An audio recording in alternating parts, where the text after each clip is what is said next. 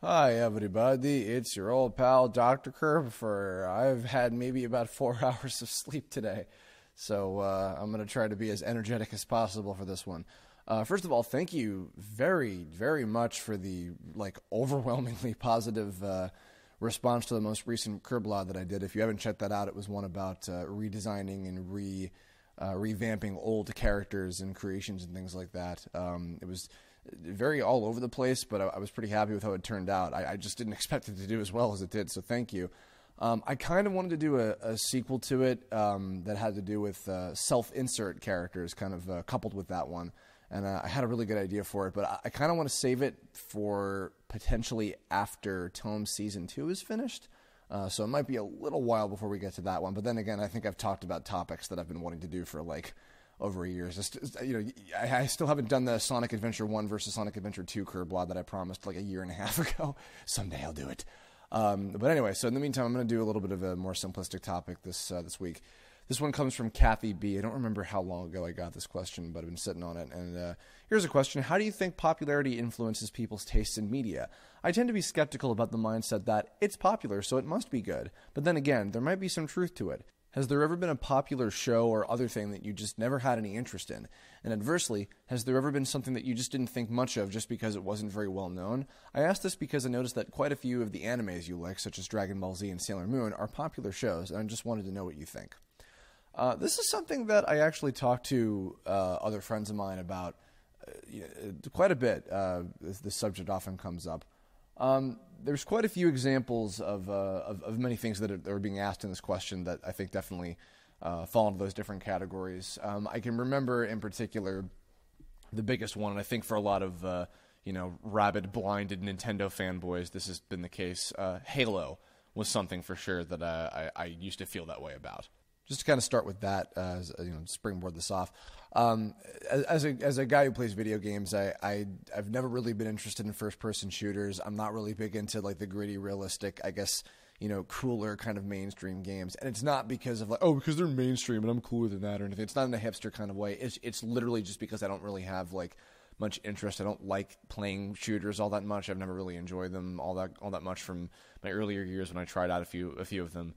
But, with Halo, I think it was just very much like that, it's popular. This is when I was a teenager. I was in high school when it was really beginning to get big.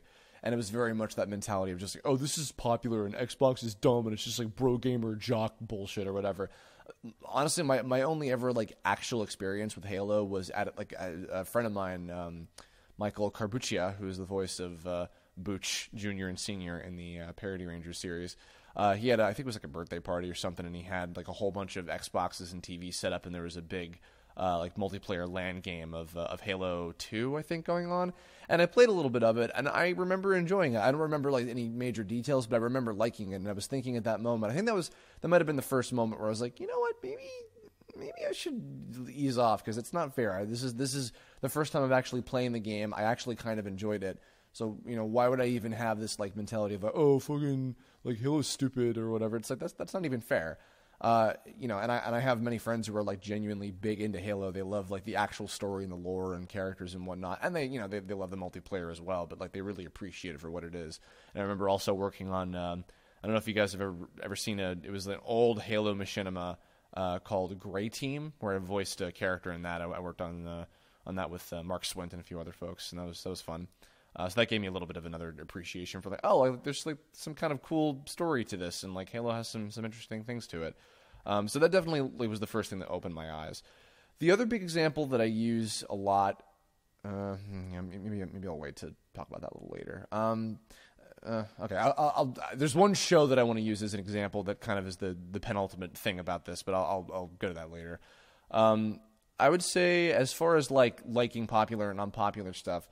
The main point, I guess I can say this up front. I think that if something is very popular, if something is liked by a lot of people, then I think that there has to be something to it. There has to be some reason. Even if it's something that I or you or whoever thinks is that's so dumb and lowest common denominator and has no thought put into it or whatever. It's oh man, why? Why would people even like that? But if so many people like it, it's there has to be something, even if you can't understand it or rationalize it or whatever. like there's something to it that it's resonated with a lot of people. I'll go into the anime side of things here next. I definitely, I can't lie that a lot of my favorite shows are ones that are super hyper mainstream popular. Dragon Ball Z is probably my favorite anime of all time, mainly because it's just one that like I know so much about them. I'm so invested into like the everything about it, like just absolutely every minutia of content of that franchise. And then of course like the other big ones, stuff like Sailor Moon and One Piece and Pokemon and stuff like that, of course. As far as the less mainstream stuff, I mean, I think I've talked about these many other times before, but Speedgrapher and Beck Mongolian Chop Squad are two series that I absolutely love. They were so incredibly inspiring to me. Beck, I guess you could argue, was like semi-popular. It was popular enough to warrant getting a live-action movie adaptation of the manga. The anime series is what I was introduced to, and I loved that show like nobody's business. And then Speedgrapher, I think, is even more obscure. It was just a Gonzo animated series. Gonzo, the studio, not the Sesame Street character. This should go without saying. That series is pretty I mean, that's not underground, but it's just not super popular. It's just a quick 26 episode show. I love that series to death. And the other thing too is I believe I talked a little bit about this on the initial thoughts to Attack on Titan Kirblog that I did a while back, which funnily enough I haven't watched any new episodes of that show in a very long time. I think I only saw the first like 14 or so. But it's interesting because like Attack on Titan was the first series like that show that like took over the fucking world that I watched, and I was like, okay, you know what? I get the hype on this. I understand why this is so popular. I get the thing about it that is so interesting to people. Now, then that's not to say that with the other series before that because when I'm talking stuff like, I don't know, Haruhi Suzumiya and Lucky Star, which were both like, they took over the goddamn world for a while. Gurren Lagann I really enjoy. That was another example of one but I got into that way later after the game, into not the literal video game. You know what I mean? Anyway, yeah. So like, but even with I'll use Haruhi as an example because I seriously I have like vivid memories of just like everybody on the internet just being absolutely obsessed with that show, and I don't know. It was like what I think it was about that series that resonated was like it was so unorthodox and weird with like the way that they assembled the order of how the episodes went and like the context of the story and exactly what Haruhi's whole deal was, and Kion's kind of like internal monologues and stuff. It was very unique, but it was one of those cases where I saw it and I own it. I own the first season of it, and I was like, this doesn't really seem like the second coming of Jesus like everybody's making it out to be, is always kind of my description of it. But I did like it for what it was. And then Attack on Titan, I think, is a case where and I'm not even like a big super fan of that show, evidenced by the fact that I've only seen the first like 13, 14 episodes of it. But I get it because it's like, okay, the reason people like this is because it has like this sense of like drama that is really, really like, whoa, like it just sucks you in about it, and like you really get invested in it. It's heartbreaking when these characters die or something awful happens or whatever. Oh, Death Note. I think I talked about this on the Death Note Kirblog as well, where it's like, in my experience, most people, the only reason that series resonated so much is because they liked the concept of it. They didn't actually like a whole lot of the story or the characters or the execution of it. It was so popular and massive because people liked the idea of what it was about, but they really only liked about 25% of the content itself in the story. So those are some cases where I think it's a little weird, but even then, it's like that's what it means. Is like it was the idea of like, oh, the Death Note itself, like writing people's names down and a guy who has a god complex and the whole theme of it. That was what really resonated, and that was why it was so popular. It was that, I think, more than anything. In the content itself, that was, and then that's just my opinion, but I think it speaks for itself relatively well enough. So now into original animation cartoons in America, particularly. All right, so there's one show that I always look back to on this example. It's Johnny Test. Now Johnny Test is over, so this point is maybe not quite as potent as it used to be, but. So that show started airing, I think it was, when it was still on Kids WB at the time. I believe I was still in high school. and it was ongoing. And then all throughout college, it just kept getting contracted for new season after new season after season after season. It just kept going on and on.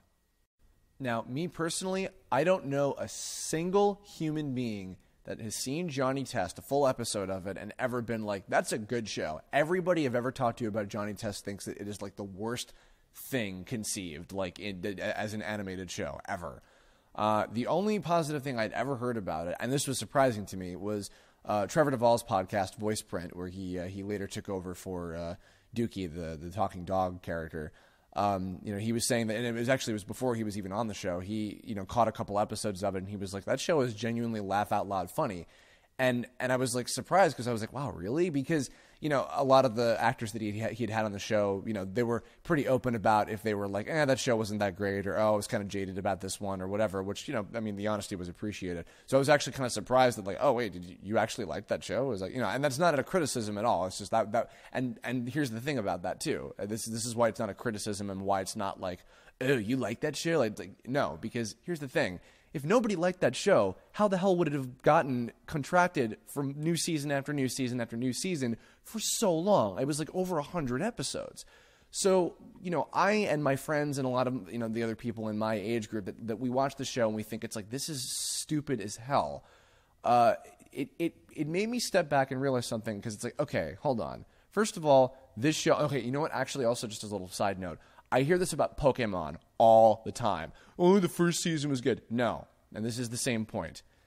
These shows are not for us anymore. Now, okay, here's the thing, too. This also goes back to my major point about kid stuff. I think I might have teased a little bit about this before. Maybe I intended of doing this next, even after I did that Kirblog. But either way, no, I don't think that's an excuse. It's a kid show, so therefore it should be bad. Because with Pokemon, I look at Pokemon and think objectively, because I haven't been in the show. That has nothing to do with me being in the show. I love the black and white season of Pokemon. That is a kid show. That is a Saturday morning for little kids to get you to buy video games and toys and merchandise show, period. I like that show, and I think that still to this day it is one of the best. And the fact that it is the most successful anime property in the world still to this day, it shows. It speaks for itself. Similarly, no matter how much I don't personally like Johnny Test, the fact that it was a massive hit, and it was like number one on Cartoon Network, I think, for a while, and kept getting season after season renewed. And I'm sure the fact that it was cheap to produce also probably had a factor, but it doesn't. Even that aside, it's like clearly kids liked it. So, who are we to judge? What are we to say? And it's like, oh yeah, no, but what we had was good. It's like, yes, but here's something else to consider.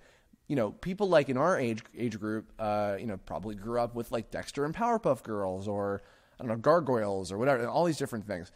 And maybe there were people older than us that saw those shows and they were like, this is stupid compared to what they grew up with, like, I don't know, fucking Beanie and Cecil, or I don't know, the original of the Super Friends cartoon or something. I don't know, but and that's all entirely up to their perception. And I don't think it's necessarily an age range thing, or a target audience thing, or a quality thing. I think it's entirely an up to interpretation thing. And that's why I think that getting like, oh, like this is dumb because it's not what I like, is like, it's pointless. That's kind of the core of what it is here. I don't think it's any kind of excuse. I don't think it's a justification of like, oh no, we should keep doing bad stuff. I think that it's like, okay, here's another one too. The Annoying Orange. I have absolutely zero interest in that show whatsoever, both the TV version of it or the YouTube version of it. The guy got 1 billion hits. People loved the shit out of Annoying Orange. Like, I can't judge because I've never really seen it. My impression of it from the commercials is like, okay, I'm not interested in watching that. But the fact that it had so much overwhelming success to the point where it got picked up as a TV show, and people still like it. And I don't know if it's still going on, but and then like, Adventure Time, which is a show that a lot of people I know absolutely love. The pilot of it, which, arguably the pilot wasn't, nearly as like philosophical and like, whoa, oh my God, and deep as the show eventually went on to be. But people loved the shit out of the show, and it got so many hits that is one of the things that Channel Frederator and Fred Siebert himself managed to get the show picked up on in the first place. Sometimes you can't explain it. Sometimes you don't really, it's difficult to pinpoint exactly what it is that makes something resonate with people. But if it does, it does. I feel like it has its popularity for a good reason. The last thing I'm going to talk about, and the South Park episode said this way better than I did. So, I mean, if you haven't seen the South Park episode about PewDiePie and Let's Plays and everything, please go watch that. But Let's Plays are something that I, to an even more extremity, I think are like, in some ways killing the whole perception of what could be good content on YouTube. I genuinely don't like them, and they make me wish that there was more original or at least just like interesting and thought-provoking content, made on YouTube, so that we could change that. I had a conversation about a year and a half ago with Matt Pat, the guy who runs Game Theory, and no, actually, this is like almost 2 years ago now. Holy crap! And I mean, Game Theory is something where it's a happy medium of it's a subject that I think is very easily accessible, and like it's popular because it's video game related, but it has so much thought and effort and interesting stuff put into it in the first place. That it's something that I feel, this is raising the bar, as opposed to Let's Plays, which I, think are lowering the bar. But I remember when I met him, we went out to dinner one time when I was visiting California before I moved here, and he was basically kind of explaining to me what eventually became his episode about why PewDiePie is so successful and why it is that the YouTube algorithm is fucked up. And if you guys haven't seen those episodes of Game Theory, I'm sure you probably have, but go check those out as well if you haven't. Because they say a lot about it. And, it's like, hey, what? It's not even just the whole bit about like, oh, well, kids like it or whatever, because that's what they like. But it's also like, hey, adults and people of any age like them too, because it's great background noise. It's something that, is simple and easy to just kind of jump onto. And especially if the person doing it is entertaining, then, then they can just kind of follow along with it. And it's just some fun, easy, cheap, whatever. It's there. It's free. It's accessible. I can't argue that, it's like no matter how much I personally think, oh, this is trite, this is garbage. Like I'm very open about that. I think that they're completely fucking stupid, but like, again, who am I to say? Who the fuck am I to judge on that? Because it's that stuff speaks for itself with how successful it is and how popular it is and how much people like it and how much it makes them happy, or just how much it entertains them, even just something as basic as just it entertains people. That's it, I mean, and even for my own stuff, it's like, not to be self-depreciating, but I could be objective and be like, my stuff isn't that good. None of my animation or writing or voice work or whatever is all that great, but there are people who enjoy it for what it is, and that's the way it is. And it's like, hey, that's gratifying, and I'm going to continue making what it is that I want to make, So what am I saying with this? I think that there is always some kind of reasoning behind why something is successful. And if something fails, I mean, that's when it's like, okay, I mean, that is irrefutable. That is just like, this did horribly because people didn't really like it. And even then, but some people might as well, a movie or a game or a TV show or whatever that just, was a little too ahead of its time or just didn't resonate with enough people, but some people liked it. Again, you could say that also about Tome. It's not super popular because it doesn't have a very wide range of appeal to people, but the people who like it really, really like it, and which I'm wholly appreciative for as well. And its level of popularity for whatever that level is, compared to other stuff, it speaks for itself. I think everything's popularity and success speaks for itself. And and sometimes there are things that are out of the creator's control, but I think for the most part, it's like the good stuff will rise to the top, and whether we think it's actually good or not is completely subjective. It's completely a person by person kind of basis. I think that's about everything I had to say. It was a whole lot. I filled up the whole 22 minutes or whatever. But in the comments below, tell me, do you agree with this mentality? Do you disagree? If you do, please let me know what your thoughts are. I'm really curious about as many different opinions on this one as possible. What's something popular that you like that you think deserves its popularity? What's something unpopular that you like that you understand? Do you understand why it's not very popular, or do you think that it deserves to be more popular for how great it is? What is something that you think is really popular that isn't very good, and why do you think that it doesn't deserve to be popular? I'm curious about a lot of different opinions on these different things. Please leave a comment, any stories or anything like that. And As always, if you have ideas for future Kirblog topics, leave a comment about that too, or you can hit me up on Twitter, Tumblr, Facebook, whatever is most accessible and easy for you. Thanks very much for listening. I will see you guys and girls and everything in between next time. Bye-bye.